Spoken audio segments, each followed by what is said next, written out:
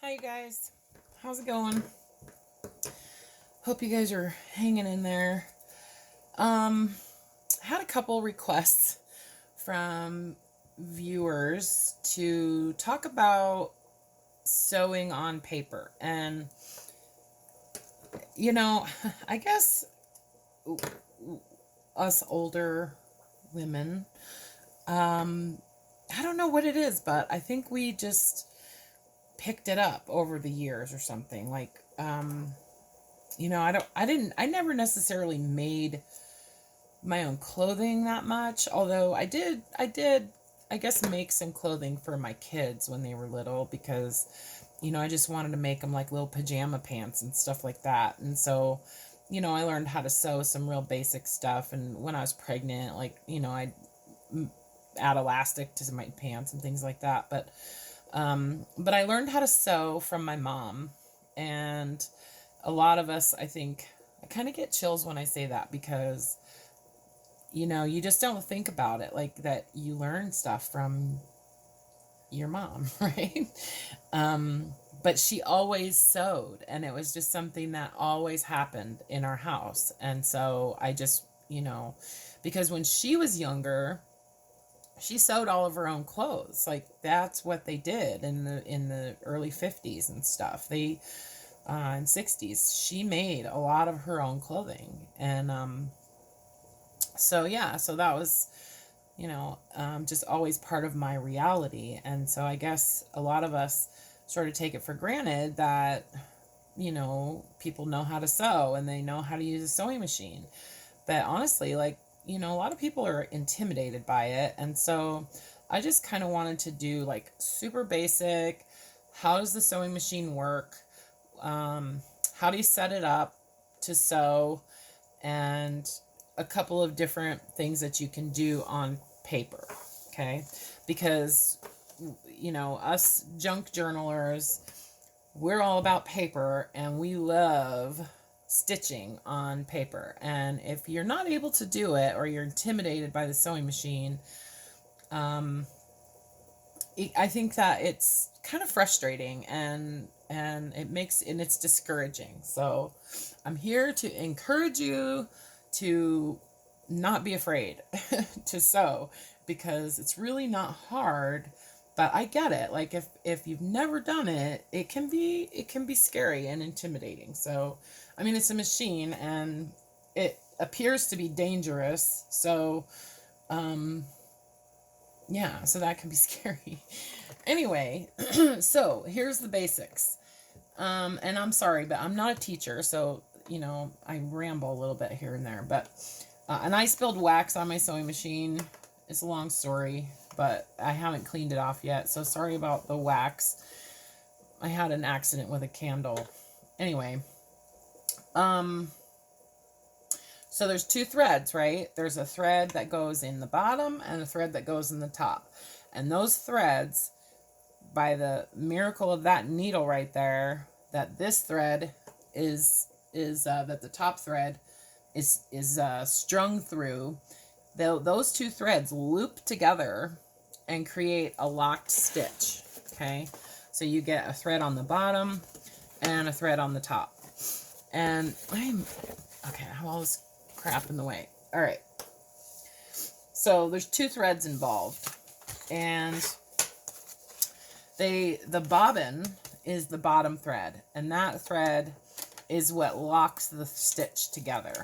Okay, so you don't use as much. I probably need to change this.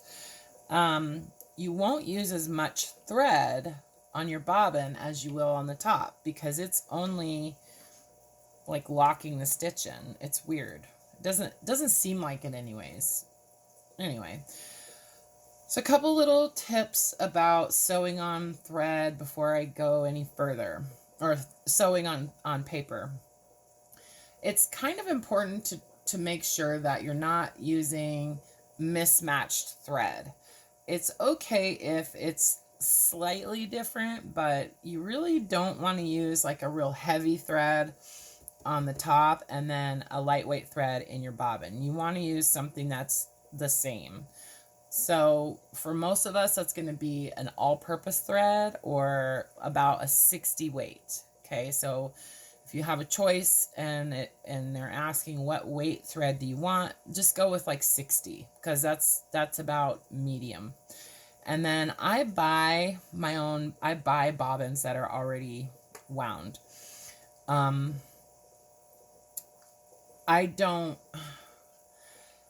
could probably I can show you how it works on this machine, but I don't have any empty bobbins right now because I just throw these away when they're done because I buy them by like the gross, so there's like 144 in a package, and so I don't save the bobbins. But if anybody wants my used bobbins, I'll save them for you. Anyway, yeah, so the bobbin goes in the bottom. And on this machine, so this is a newer machine. It's, you know, it's not brand new, but I bought it a couple years ago. So the bobbin goes in there and it just drops in. The way I explain this is about how to put this in, because this can cause problems if you put this in backwards. Because you could put it in that way or that way, right? So what you want is, and this is my analogy, so when you change the toilet paper roll, you know how you can have the toilet paper coming out from the bottom or from the top? Well, you want I hate it when people put the toilet paper on coming out from the bottom. I just hate it because then you can't like hit it and it doesn't just roll off. Anyways, so you want the toilet paper coming off the top. Okay, to the left. So you want it coming off from the top to the left. All right, and then you just drop it in there, and it just sits right in there. And then there's an arrow on this little plastic thing. So you want to hook the thread underneath that plastic little bar, and then it goes up through this little groove and just kind of sits there like that. Okay, so that's how you put the bobbin in, and then it just stays right there.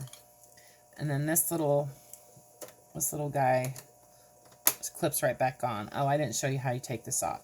So there's a little lever right there, and then it just, that little cover comes off. And this is clear so you can see how much thread you have left on your bobbin. Okay, so there's a little diagram right here too that shows you the toilet paper coming off from the top. Okay, and then it goes like that. Okay, it goes. All right, so that's the bobbin. And then I'm doing this with my phone because I can't get my webcam on the little bendy arm thing. Anyway, so then the top thread, let me unthread it. So see, I use my wooden spools of thread when I'm sewing on paper because I don't care. Like, I don't recommend using, you know, vintage thread for fabric. Like, well, it's okay. It depends on what it's for. Like, if you're making clothing, I wouldn't recommend it because it can have dry rot. Like, it's just not as strong. Like, sometimes it just breaks easily. Not always, but, you know, it can. Like, it can break easily, especially cotton thread. Vintage polyester thread is probably better, but yeah, old cotton thread will have a tendency to kind of rot over time. And it's not like it gets moldy. It gets real dry and it just is like brittle and it'll break. So, natural fibers, you know. Anyway, so I do use my wooden spools of thread when I'm stitching on paper and in my junk journals because I have a ton of them and I go through a lot of thread, and thread's not free, you know. So anyway, yeah, so this is the little spool of thread, and it has a number 60 on it. Okay, so I know it's like a medium like all-purpose thread. Okay, it's not real heavy, it's not real thick, and you can look at it and see that it's about the same weight as the bobbin. if you want to use heavier threads, there's ways that you can do it. You have to adjust your bobbin and all kinds of stuff. So I would say just to start, just stick with like all-purpose medium weight thread. Okay, so I don't know if you guys can see this, but there's a little, see there's a, like a pin here on the top that this sits on. Okay, sometimes there's two of them. You want to use the one that is closest to that. So like if there's two of them, I would use this one. Sometimes there's another one right there. Okay. And that's because sometimes you can use two needles in your machine, and you need two spools of thread if you're going to do that. So use the one that's the closest to this thread guide. Okay. So it tells you on the top how to thread the machine. This is for the bobbin. We're not going to talk about that yet. So we're just going to go from here all the way over to here. And that's where the number 1 is. Okay, so that goes through there. That's 1. And then, okay, I have to set this down. And then the number 2 is right there on the front. So it goes down through there. And then the number 3, it's like, okay, now where do I go? So number 3, it goes up again. There's an arrow on there.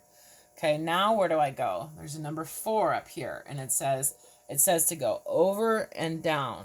So you go over and down. Okay, and what that does is it loops the thread through a little hook on the top of that metal piece that's inside there. That's the little arm. Okay. So that goes down like that. And then when we get down here, there's a little thread guide right there. Okay. Almost every single machine, every sewing machine is going to have at least one thread guide right there at the top of the thread, or top of the needle. Okay. So the thread just loops behind that. Okay. This has an automatic threader. It's not really automatic. It's like a thread helper thing. Because it's not totally automatic. You have to do something. So, I don't know if I'm going to be able to explain this very well, but anyway, so, because I kind of need 2 hands. And I am having a hard time holding this machine up. So let me see if I can do it right here. Okay, so I've got the thread behind that little bar right there, that thread guide. And what I'm going to do is this thing comes down. Okay, this comes down. So what I'm doing is I'm holding the thread over to the side. I'm holding it going across like that. And then there's a little hook on this bar that's coming down. There's a little hook on there. So I want the thread to catch on that hook. Okay. And then what happens is there's this other little bar that comes around, and it goes around the needle on the back of the needle. Okay. It's weird. It has like 2 little pins. And so keeping the thread hooked on that little metal hook, I'm going to push the thread back. Hold on. I'm going to push the thread back in between those 2 sets of pins. Okay? And I'm not going to put a lot of pressure on it. You don't want to hold it real tight, because if you do, the thread won't go through the eye of the needle. You need it to have, enough give so that it will push it through the eye of the needle. Otherwise, you just have to thread it by hand. Anyway, so holding that down, and then I've just got the thread pulled back slightly, but there's no tension on it. I'm just going to let this go like that. And that's how you do it. Sometimes it works. Sometimes you have to do it again. It doesn't always work the first time. Okay, hold on.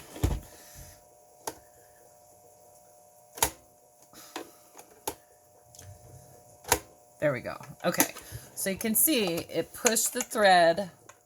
I don't know if you guys can see. I'm sorry. It pushed the thread through the eye of that needle. So now I have a loop that's coming through the back of the needle.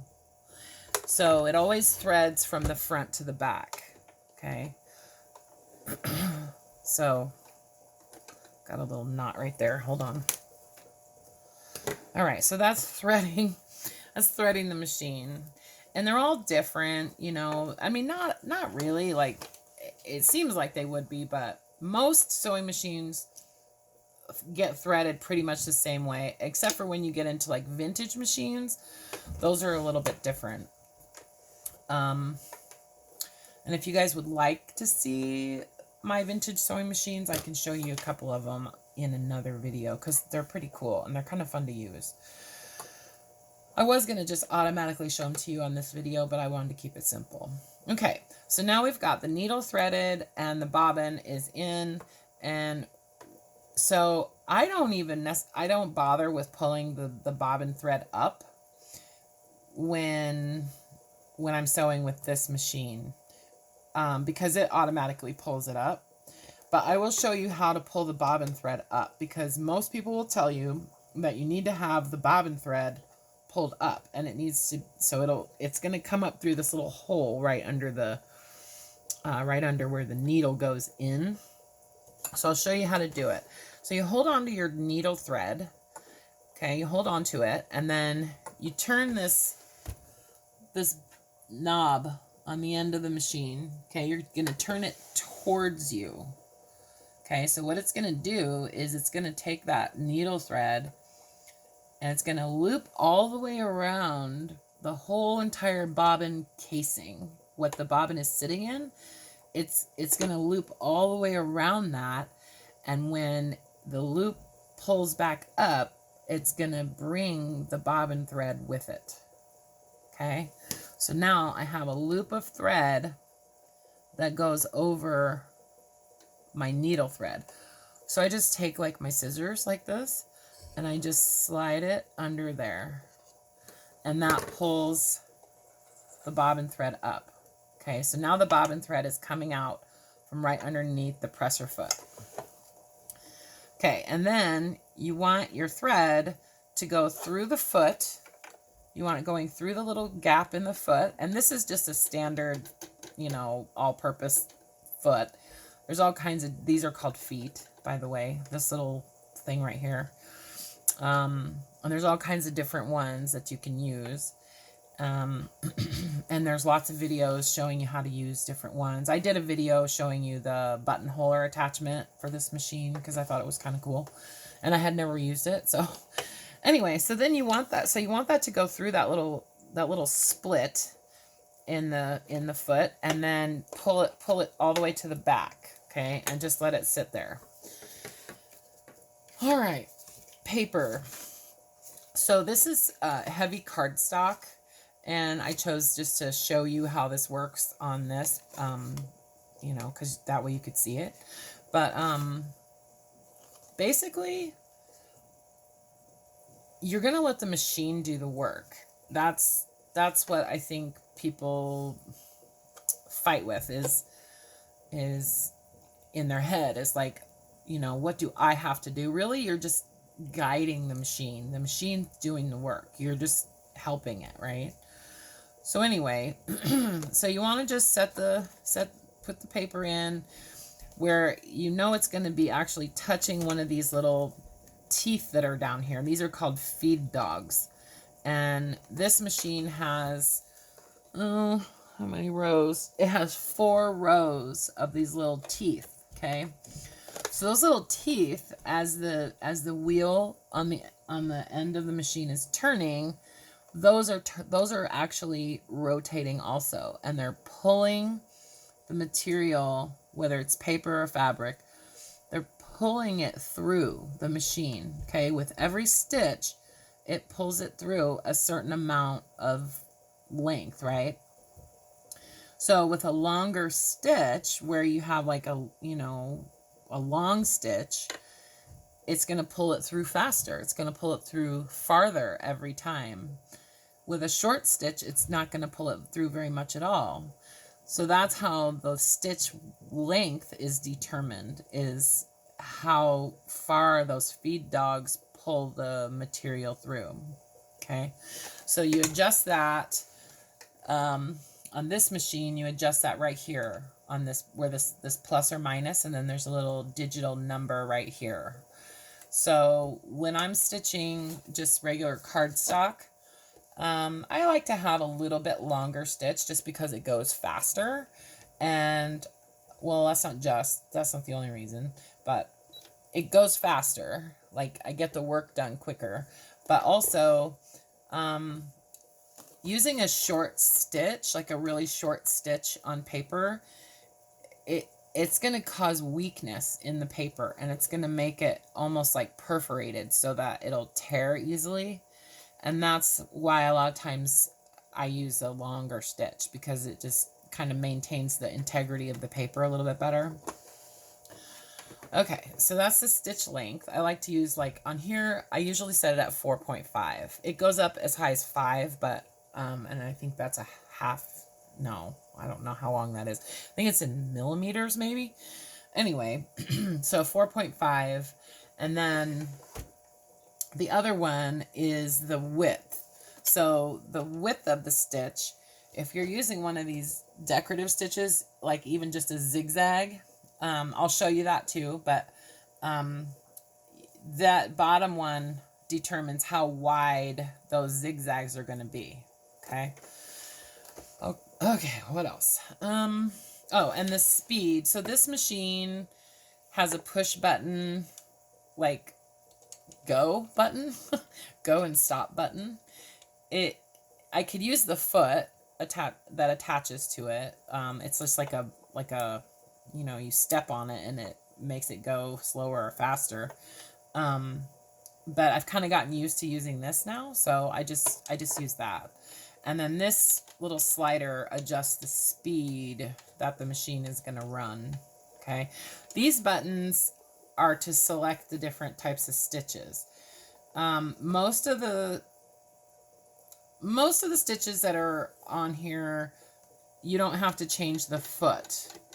I'm not going to go into how to change the foot, because you guys can find videos on that. But if there's a little number or a little letter next to the stitch over here on this menu, that means it's that foot.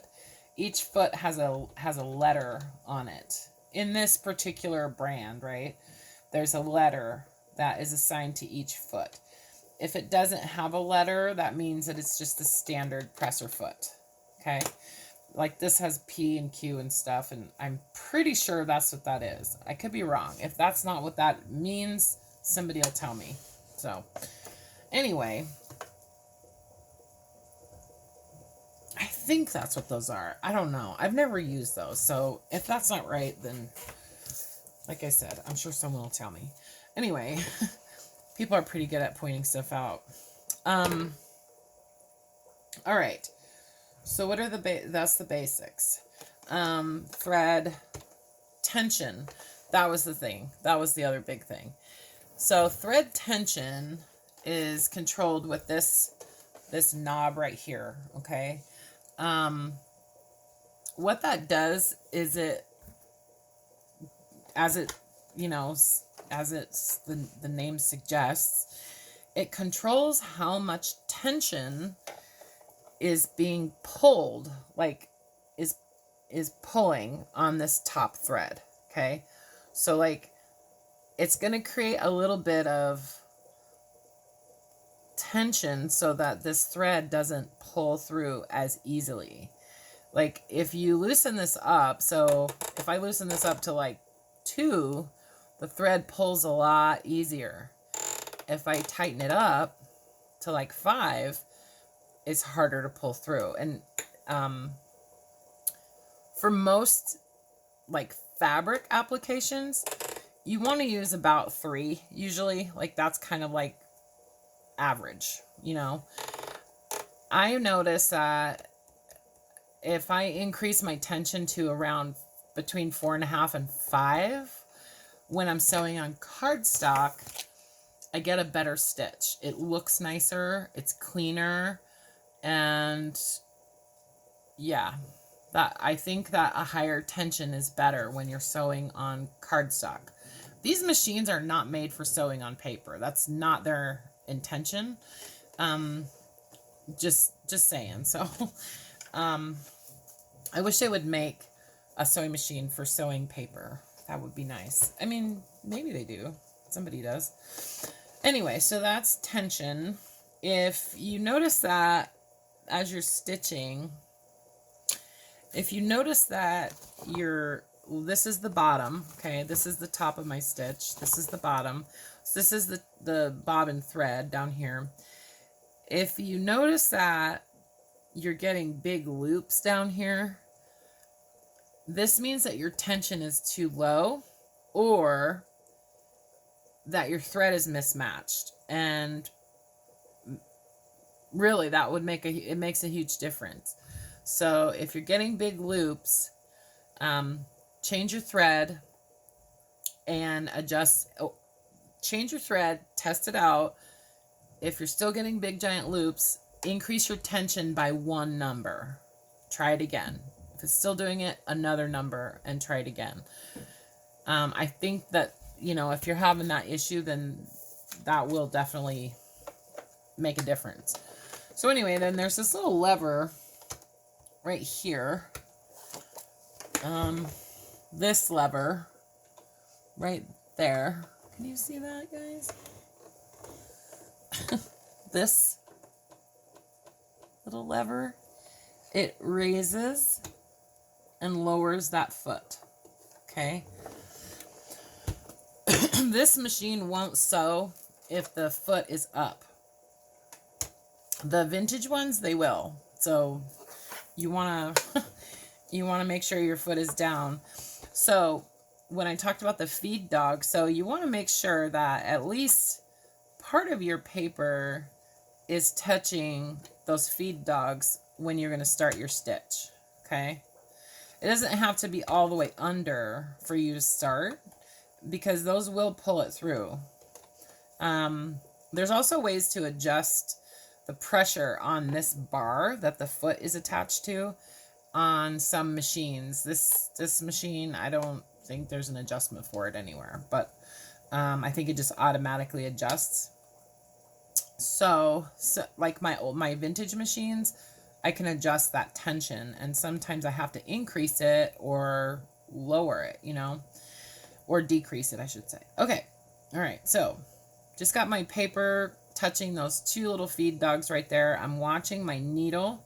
Like, I see where the line of my needle is, and that little slot in this foot is where it's going to stitch.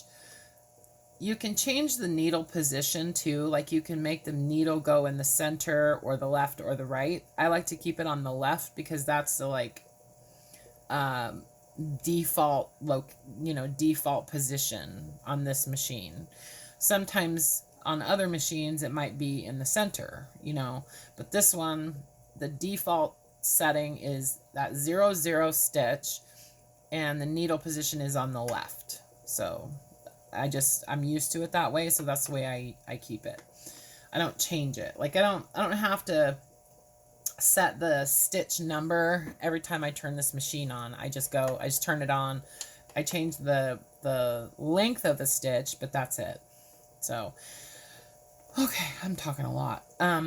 Yeah, so then you just push the button and let it go.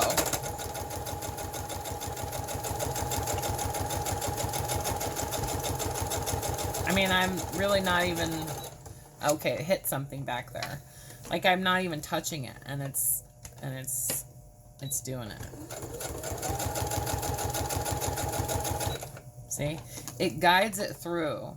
It's really not gonna turn or get off track unless it touches something or something is weird. So see, it grabbed the bobbin thread, got kind of jumbled up at the beginning of that stitch, so that's what that sound was. Anyway, so yeah, so that's just a straight stitch. You're just guiding it. Okay, You're just guiding the paper. You know, you don't even have to really touch it. It just, you know, just goes. Yeah, and see, it's not bad on the bottom. Like, it's actually a pretty decent stitch, you know. So let's look at doing a zigzag. So on here, zigzag, well, there's a bunch of different ones, but just the basic standard zigzag is 0.4. So I'm going to change this to 4. Okay. And then I'll just show you what it looks like. It has like default settings for a zigzag right here. The stitch length and width are preset to 1.4 by 3.5. Okay. So I'll show you what that looks like, and then we'll change it so you can see the difference. Then I can increase the speed too.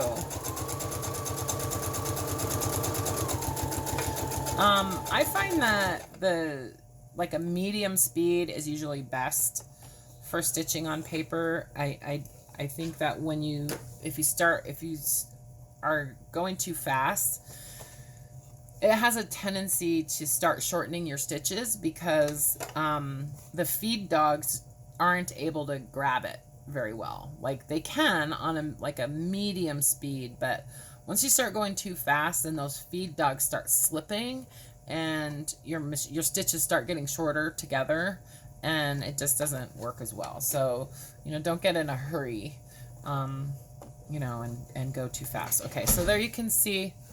Whoops, oops, hang on. Just a second, guys.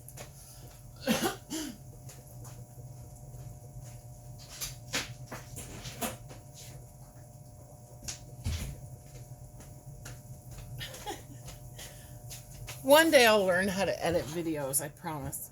Okay. I had Sebastian locked out on accident. Okay, so you can see the width of, that's just how that's like the default settings for the zigzag. Okay, so let's change it, and we'll make the stitch longer. Okay, so I went from 1.4 up to 3.0, and let's make it wider also. Okay, so this goes all the way up to 7.0. So this will be the widest stitch that this machine will do, and it's going to be a little bit longer. So let's see how it looks.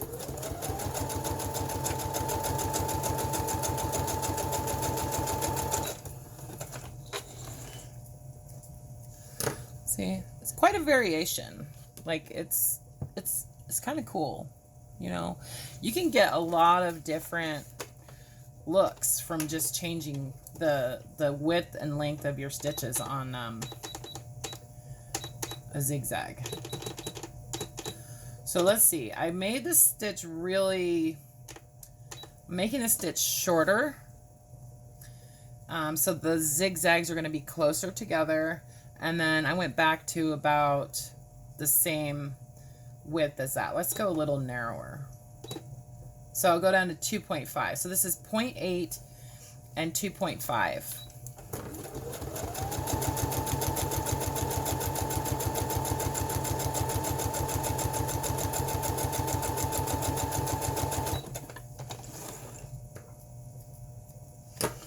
Okay, so you can see that one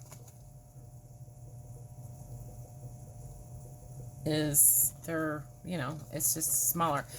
So you can't go too tiny on a zigzag on paper because, like I was saying about the perforation, like if you get too close together, if you get your stitches too close together, you're going to lose some integrity on your paper. And, you know, you could even just, I've done this before where I've had that so close together where it was like almost like a satin stitch where you don't even see a gap in between the stitches, and it just pulled the whole thing out. Like that whole chunk of paper just pulled right out because I just cut it basically. So fabric is a little bit more whatever. Anyway, so a lot of what we like to do is stitch fabric to paper. Okay, so like say you wanted to stitch a tab onto the side of your page. So I would, like, I just doubled that up, so it's, you know, 2 layers of fabric. So what I do is I just fold it over. I make a fold like that, kind of hold in my fingers, and then, whoops, what do I do? Okay, there. So just lay it on, and then I want the very front of my foot to kind of hold the fabric down. Some people glue these down first. So that, I mean, that's something that you could do. You could glue them on and then let it dry and then just go back and stitch them all. But I don't have time to let glue dry sometimes, so I just stick it under like that.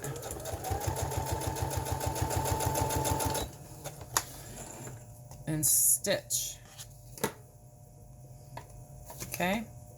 Most common thing that happens when you're stitching on tabs like this, like fabric pieces, is that it doesn't grab on the top. Like sometimes the fabric will get like bunched up on the top, and it won't actually stitch down. And so you just have to stop, lift the foot up, and then make sure that the fabric is actually under the foot, because sometimes it, instead of pulling the fabric through, sometimes what it does is it starts pushing it forward and it bunches up right there. So, but you know what, anything you do on a sewing machine, like anything you stitch, you can take it out. It's, you know, it's not hard to take it out. And you know, all you need is like an X-Acto blade, and you can pull those stitches right off. So, okay. So that's my little stitching on paper tutorial. It's probably way too long, but oh well. Yeah. So if you guys have questions, or I'm sure I forgot something, just leave it in the comments, and yeah, and I will try to answer them. If anybody is curious, I would sometime do a video and show you guys some of my older sewing machines. And I'm still intending to do the book jewelry video, and then also my paper collection, but I'm kind of in the middle of totally reorganizing everything, so I'm not going to do that until I'm done with that. And then I got to show you my after organization video too. So lots of stuff, and I'm making some journals. Okay guys, I love you. Thanks for watching. Bye for now.